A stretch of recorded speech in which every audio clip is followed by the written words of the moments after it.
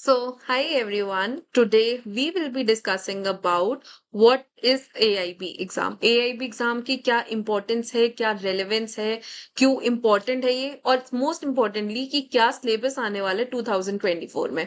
तो let's get into the video.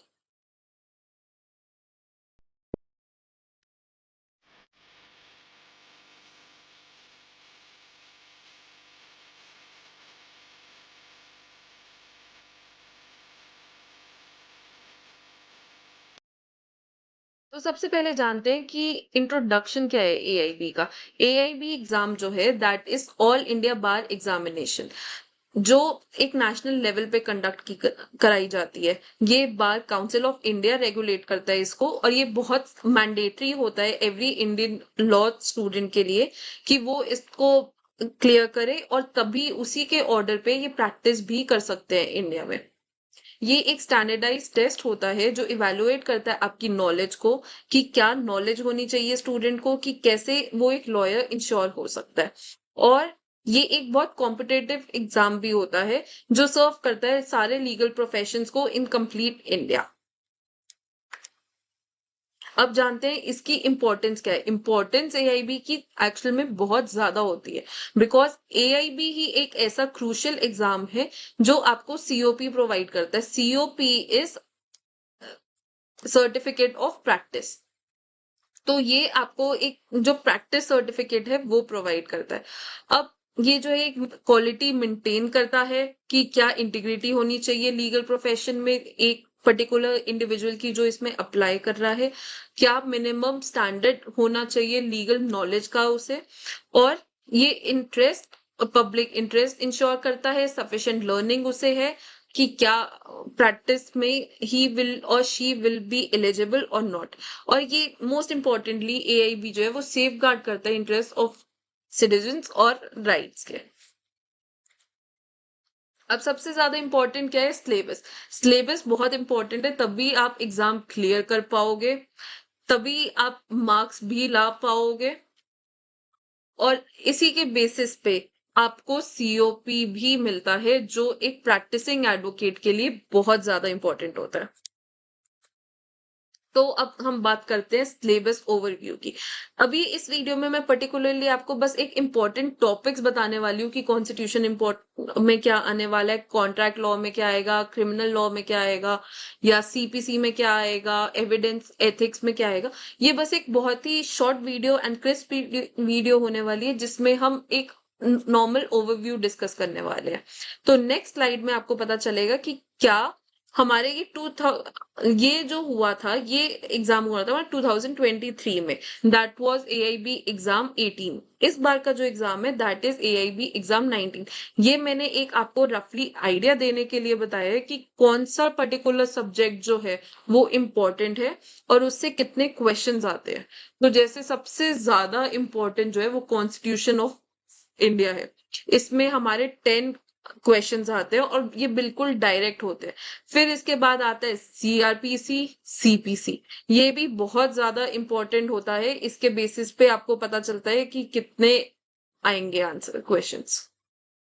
फिर आता है हमारा एविडेंस एक्ट. ये भी बहुत इंपॉर्टेंट है. इसके बाद क्योंकि इसमें 8 क्वेश्चंस है और इसमें आईपीसी में तो अगर आप क्रिमिनल लॉ देखोगे तो हमारा बहुत ज्यादा इंपॉर्टेंट है criminal law. Public interest litigation भी काफी इंपॉर्टेंट है.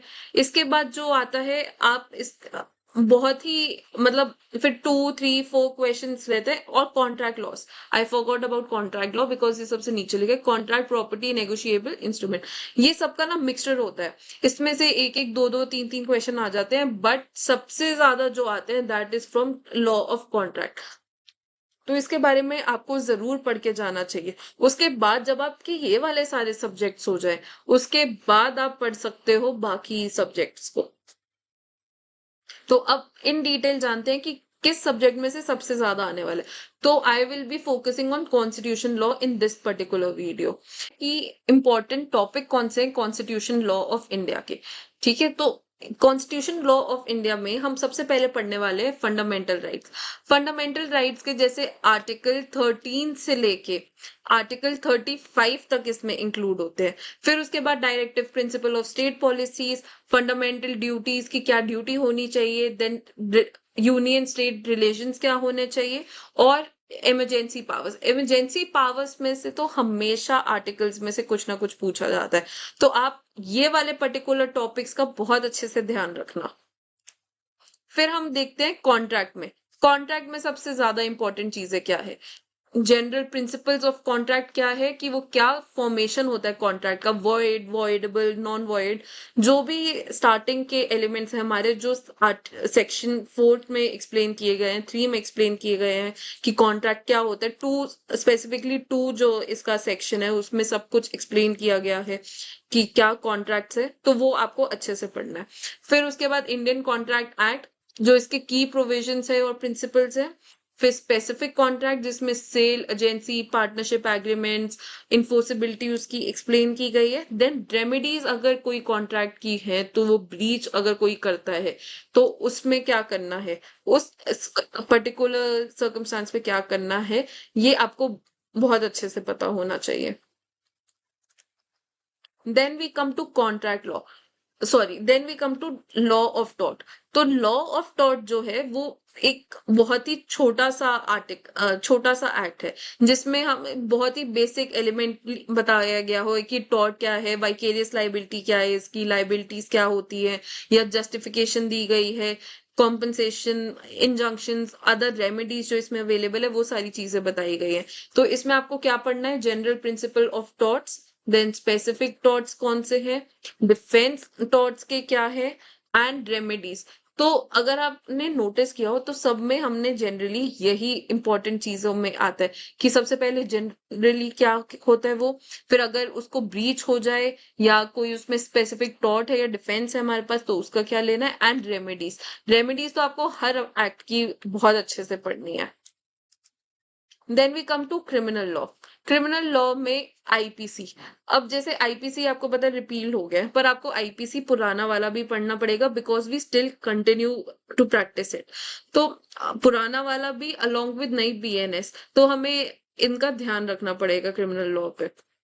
तो आईपीसी में से प्राइमरी कोर्ट के ऑफेंसेस क्या होते हैं, उसकी क्या पनिशमेंट है, इससे बहुत डायरेक्ट क्वेश्चंस आते हैं क्रिमिनल लॉ में कि आपको एक सेक्शन दिया हुआ है, जैसे 420 दिया हुआ है, तो 420 का क्या मतलब होता है, चीटिंग होता है या थ्रेफ्ट होता है या असॉल्ट होता है, क्या मतलब होता है उसका, आपको डायरेक्ट जो है सेक्शन वाइज आपको उसका मिल जाएगा क्वेश्चन।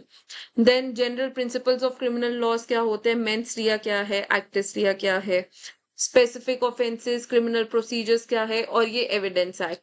तो वही मैंने आपको जैसे बताया, इनमें से ना सारे डायरेक्ट क्वेश्चंस बनते हैं, ऐसे कुछ इन डिटेल नहीं आपको जानना, बट आपको पता होना चाहिए किस सेक्शन में क्या है और आपको सेक्शन पढ़ना आना चाहिए, उसकी पनिशमेंट कितनी है। तो आपको क्रिमिनल लॉ में याद क्या करना है, पनिशमेंट और उसका सेक्शन, ये आपको अच्छे से पढ़ के जाना है। Then comes CPC, civil procedure code क्या होता है, इसके हमें जनरल प्रिंसिपल्स जानने हैं, प्लीडिंग्स क्या क्या है और कौन से ऑर्डर्स हैं, इसके प्लीडिंग्स के साथ साथ ऑर्डर्स की कौन से ऑर्डर्स हैं, देन एविडेंस क्या यूज हो रहा है, अपील्स क्या है, और एग्जीक्यूशन ऑफ डिग्रीज कैसे है। तो इसका आप ऑर्डर्स एक बार ही पढ़ोगे तो आपको ऑलमोस्ट सीपीसी समझ में आ जाएगा। Then come important topic from evidence act, उसके जनरल प्रिंसिपल्स याद कर लेना, टाइप्स ऑफ एविडेंस क्या है, इसमें से तो जरूर क्वेश्चन आता है कि एविडेंस की फॉर्म क्या है, डॉक्यूमेंट्री है, ओरल है या सर्कमस्टेंशियल है। देन प्रिजम्पशंस क्या है, बर्डन ऑफ प्रूफ किस पे आता है, ऑब्लिगेशन ऑफ फैक्ट किस पे रहता है, ये जरूर ध्यान से करना। Then come legal ethics, legal ethics से आता है but that is not into specific, तो इसमें से आप ये वाले टॉपिक्स पढ़ सकते हो कि प्रोफेशनल कंडक्ट क्या है, बार काउंसिल ऑफ इंडिया के रूल्स क्या है, लीगल एथिक्स, सोशल रिस्पॉन्सिबिलिटी क्या है। तो इसके बाद आता है अदर इम्पोर्टेंट टॉपिक्स, जो इतने ज्यादा इम्पोर्टेंट नहीं है पर इनमें से क्वेश्चंस भी जरूर आते हैं, जैसे प्रॉपर्टी लॉ के ऊपर कि ओनरशिप क्या है, transfer of property including land, building, personal properties, या फैमिली लॉ के ऊपर कि डाइवोर्स क्या हो गया, कस्टडी क्या हो गया, इनहेरिटेंस क्या हो गया। देन इन्वायरमेंटल लॉ के ऊपर की लॉ क्या है, वो एम करता है प्रोटेक्टिंग इन्वायरमेंट में, regulation of pollution, natural resources, biodiversity. थोड़ी सी इसमें कन्वेंशंस भी आ जाती हैं, फिर ट्रीटीज भी आ जाती है, इंक्लूड हो जाती है। तो ये बिल्कुल बेसिक है, जो आपको वैसे ही आपने लॉ स्कूल में पढ़ा होगा। तो ये इतने इंपॉर्टेंट टॉपिक्स नहीं है, but these are important topics क्योंकि इनमें से रेस्ट ऑफ द पेपर आता है। फिर आ गया लेबर लॉ।